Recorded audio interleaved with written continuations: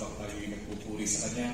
And later on, if we could invite you to just go to the iCafe, you have a free coffee to claim there. Po, magandang hapon, magandang gabi po sa bawat isa sa inyo. Our God is great and glorious. We put our trust in your name, Jesus. Able to save and deliver us. We put our hope in your name, Jesus.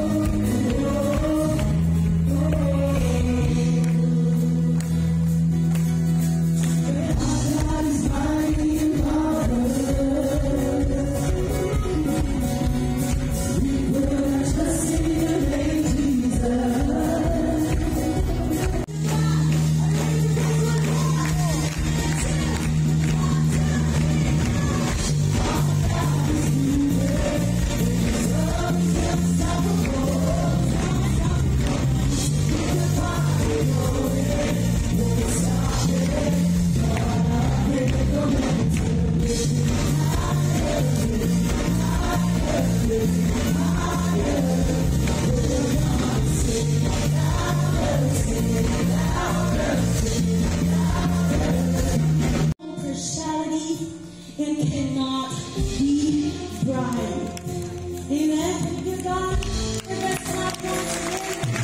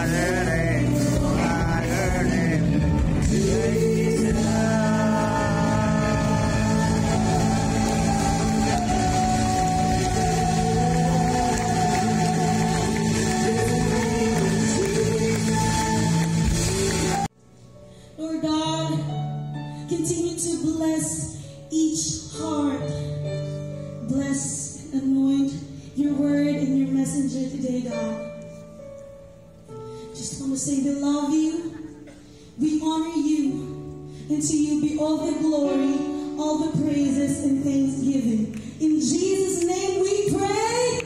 Amen. God bless you. At sana po naramdaman po natin ang presensya ng Diyos habang tayo'y nagpupuri sa Kanya. And later on, if we could invite you to just go to the iCafe, you have a free coffee to claim there. Magandang hapon, magandang gabi po sa bawat isa sa inyo. We continually say, yes, I will help you from the outside. Strengthen me from the inside, help you from the outside, and I will uphold you with my righteous right hand. Hindi ka lulubog, hindi ka malulunod. Hahawakan kita with my powerful hand, my righteous right hand. And I pray that this verse would be sobra-sobra na. Yung gusto ko sabihin. Nawa, kung 2024, ito ay sana ay pag narinig natin, nabasa natin, sobra-sobra na para tayo ay palakasin ang ating loob. But, you know, ang tao, kahit anong assurance na ng Panginoong Diyos sa atin, kahit ilang beses na natin mabasa ang verse na ito, ang tao po ay madidismay. And what do you mean by dismay? Madidiscourage. Ano ba yung madidiscourage? The Hebrew word for this word dismay is to gaze away.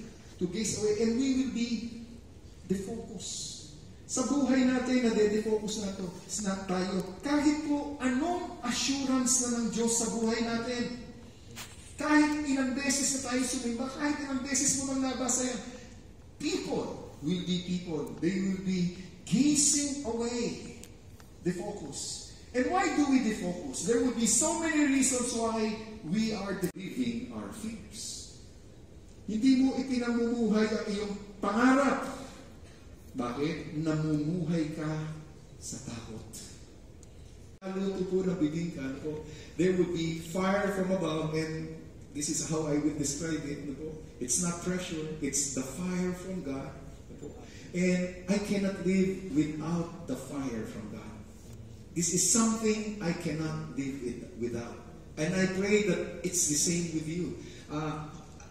Your business cannot live without the favor of God. I tell you that. No. Our church cannot live without the favor from the Lord. I cannot stand here. Hindi ko po masisigmura. Natatayo po ako dito na wala ang pabor ng Diyos. Napakahirap po nun sa akin. Mahirap po na sa ating tahanan ay wala ang pabor ng Panginoong Diyos. Kailangan samahan. Napakahirap para sa ating denominasyon, Church of God, na wala ang pabor ng Panginoong Diyos. Napakahirap po nun. So, meron pong example po sa Bible. No?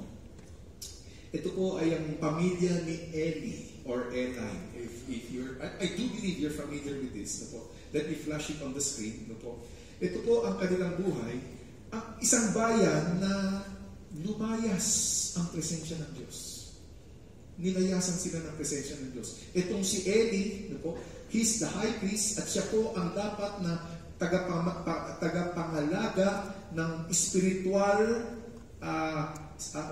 spiritual healthiness